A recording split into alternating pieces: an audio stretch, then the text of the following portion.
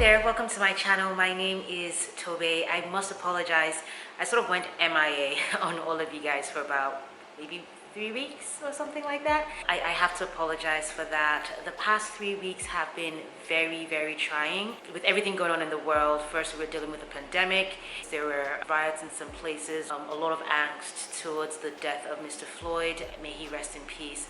And in Nigeria, there is a lot of conversation and activism about the rape culture and the really sad death of Uwa. It's just going through all of that and having to process all of that mentally and psychologically and emotionally can take a toll on any person. In my specific situation, added to all of that, I was trying to figure out a relocation from one state to another state in the United States, and let's just say that moving in the middle of a pandemic and in the middle of a lot of social issues and social dialogue and conversations is not an exact walk in the park. And I had to find that out. I definitely overestimated my capacity to deal with everything, and to be honest, I did not intend to move at this time. I intended to move much earlier, but as a result of the pandemic, several things had to be pushed back, and moving out of my place, getting my place handed over to someone else, staying temporarily at my brother's house. We had a lot of beautiful things happen in my family. We had a new baby come through. That was so exciting. Then leaving and trying to settle in this new place. This move has been one of the most interesting moves that I've had to make. I've done some moving in my life. Every time that I have moved, though, there has always been a friend or a family member waiting for me at the destination. So there would always be someone who would maybe pick me up from the airport or pick me up from the bus park, or maybe even be with me on the entire journey. I've never had to move entirely by myself with no friends and family to default to automatically, but this time that was the case. I moved over to Dallas, Texas from Virginia. I do not have any family here. I do not have any friends that I could say, yeah, these are like my real close friends, and I'm moving to be with them. It was a very solitary move. Before you ask, I moved for work. Well, that's debatable. I had the option to stay where I was to work, but I wanted to move. I wanted to live in a different part of the United States, and since the job came with that option, I took the option to move over to Dallas. I had never been to Dallas before I made the decision to move here. It was a pure me and God decision. I came to Dallas once to try and find an apartment. I wasn't really successful with that. Then I went ahead to find an apartment virtually and eventually moved. Got to the airport, picked up a car, stayed at a hotel for one night, came to the apartment the next day, crossing my fingers and hoping to God that I hadn't made a bad decision. Thankfully, my apartment is beautiful. It is so beautiful. I'm looking out right now at the view. I've got a lake view, right? You know what? It is really beautiful. So I was glad for that. And then thankfully, I had movers help me get all my things in from Virginia and load them into the house and put things in the places that I wanted them. They helped me set up my bed, so at least I could spend the first night at my apartment. And they also helped me set up my work desk, because understand, I was doing all this moving and going through all of these things in my personal space, but I'm still working, right? And so I had my workspace, my work desk set up and my bed set up so I could sleep and I could work, and those things were taken care of. I had to then figure out everything else as I got along. It's a different time zone, a whole lot different temperature. I do not believe that I am this person, this Nigerian girl is complaining of heat in America. I did not see that one coming, but that's the reality. And so there's all of that adjustment going on, and then there's also dealing with a lot of chaos externally, and then that chaos internally kind of made it difficult for me to put myself together and have videos out. I had made some backlog videos so that I could put them out through my moving period, but I underestimated the amount of time it would take. But hey, now we are here. I'm gonna go ahead and continue with the 5 things. So hey, welcome. I did learn quite a number of lessons from this move period, and so today on the 5 things, I will be sharing the 5 lessons that I have learned from relocating in the middle of a global pandemic. The The first thing I learned is that you need to know what you want for everything in life. And it's not always easy. Sometimes the easiest way to know what you want is to start by knowing what you don't want so that you can decide by elimination. But you need to get to a place where you know what you want and you're pretty specific. When I was looking for an apartment, I knew a few things that I wanted. I'd never lived in an apartment before, so I wasn't necessarily sure of the specific things to look out for, but I kind of like knew I wanted an apartment that was big enough to take my bedroom furniture. I also knew that I wanted to have a 2-bedroom apartment. I wanted to have my kitchen a certain type of way. The kitchen is always a thing that grabs me in any place that I live, so I knew I wanted an island. I also knew that I wanted a house that had a lot of light coming in, a lot of natural light coming in through it. People had told me, hey, you want to get an apartment, it's wisest if you're living on the top floor, but make sure you've got an easy way of getting to the top floor so that you don't have issues when you're trying to get groceries upstairs. So those were like things that I had at the top of my mind, right? And then of course, because of the kind of human being that I am, everything comes with a budget. Dallas is around the same kind of cost range as Virginia, so I said, hey, sorts of apartments that I've seen that I liked, the places where I've seen my co-workers live at,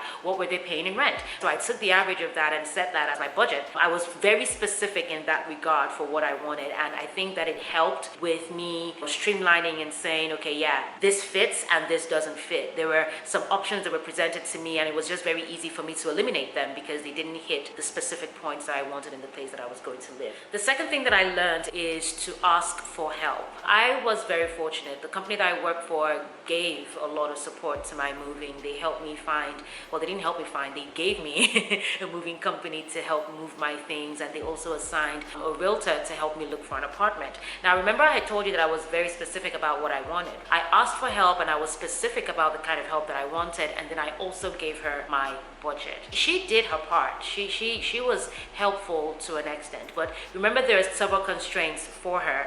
There was a pandemic going on, and so I couldn't come over to do any sort of viewing, and we were just doing things online. She was also a little bit constricted because of the stay-home order, and then with the budget that I gave her, she couldn't quite find anything that was my taste. I mean, she found things that sort of hit my criteria, but just not quite. I asked for help, however, there were some missing parts in my criteria, and so even though she tried to help me, it just didn't quite hit the mark. The lesson from here is when you ask for help, sometimes you don't even know what you don't know. Not sometimes, you don't know what you don't know. That's that about that. So sometimes, even when you know what you want, it might be a good idea to put some room in there to ask this person to give you advice, right? So have like open-ended help questions. Oh, something else that I did do, I gave her a specific location because someone had told me stay in downtown, right? Stay in downtown Dallas. And I didn't know what was in downtown Dallas, and I told her, hey, I wanted a place in downtown Dallas, right? And so she was looking in that little circumference. Perhaps I could have asked her for advice. So for this thing that I want, where would be the best location to get it?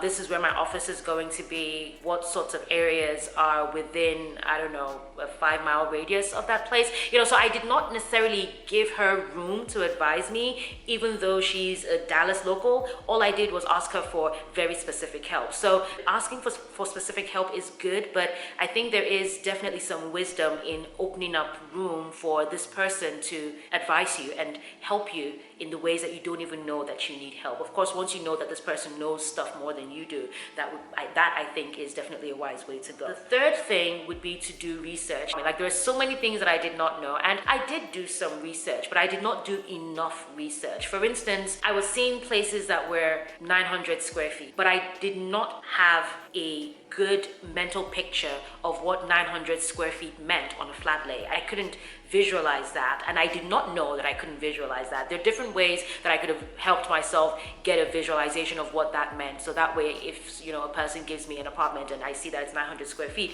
I automatically know that I don't want it. There were just things that I did not know specifically, and a lack of that information was part of what made me not give the first person who was helping me enough information so that she could help me in a way that would have been valuable for me. So do your research to where you know the tiny things. And sometimes, you don't know what you don't know. These were things that I didn't even know that I needed to know. So that could happen. But as situations unfold, help yourself gain more information so that you can be more specific with the things that you need. You have more information and can make better decisions. The fourth thing that I learned is to trust people and to pivot quickly. The amount of help that I got from strangers, it blew me away because I wasn't expecting it. When I came to Dallas the first time and I didn't find any apartment that I liked, of all the ones that she had sectioned out for me to see, I didn't like any of them. I would like maybe the size, but then the lighting wouldn't be good enough, or the finishing would be just too dark. There were just little things wrong in all of the places that she had picked out for me. And so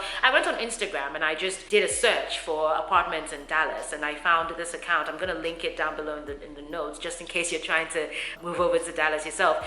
It's a locator service, and I reached out to them, I believe on Instagram, or did I send a text? I don't remember. But then a few hours later, someone reached back out to me and we had a quick conversation. Based off of the quick conversation, in literally 24 hours, she gave me about 10 or 12 options for apartments to look at, and everything that she gave me was beautiful. Every single thing. So it really was a case of me sending out emails to all of the different apartments, and then I just started talking to the person who responded to me first, because all of them were really, really good. Understand that I had done further research and I had already seen apartments the first time that I came to Dallas, and I would see that an apartment is 1,000 square feet, and I would walk through the apartment and I would realize, hey, it's too small for me. With that visualization and that new knowledge, I was able to be even more specific with this second person who I was working with, right? I let her know, okay, I wanted something that was at least 1,200 square feet. I had to increase my budget because, of course,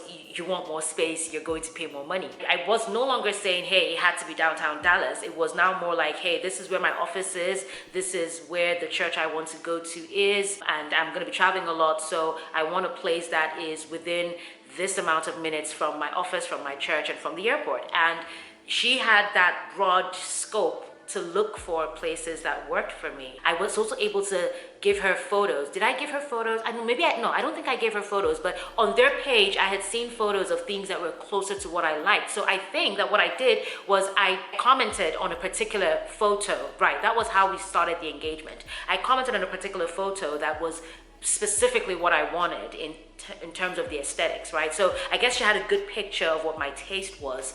And so she gave me all these options and they were amazing. And I started to reach out to the apartments. The person that I was talking to quickest and who gave me the most perks was the one that I finally went with. I still haven't met her. Her name is Chelsea. I still haven't met her. I might never meet her, but there was just that trust. As soon as I gave her the information, she was able to give me what I wanted, and it was very smooth sailing. I could have decided to be disappointed with that first realtor and just said to myself, hey, I'm not going to do it anymore. I'm just going to come stay in temporary housing and go do the legwork to find a place by myself. But I knew that that wasn't what I wanted to do. So I had to trust someone that I never met and that I probably will never meet, and I did everything virtually. So trust people, and then pivoting quickly is me recognizing that this person who was helping me the first time, even though she had good intentions, we just didn't quite hit the mark, and so I had to get a plan B. Another point for trusting people, I was moving, so I had several suitcases at every point in time when I was traveling, and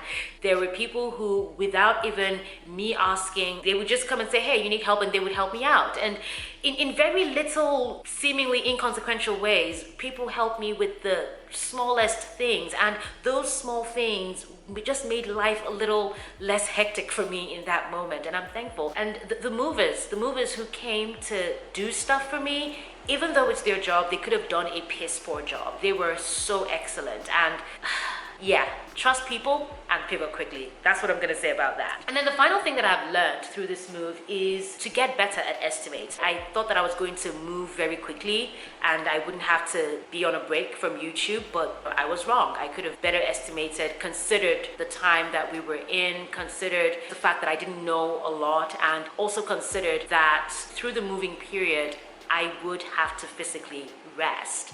I honestly did not consider downtime in all of my planning, in all of my estimates. And I have to get better with knowing who we are and knowing what our capabilities are so that we don't end up overstretching ourselves. I could have done that. I could have overstretched myself. But then after I moved, I'm like, yeah, no, I cannot. I am going to sleep.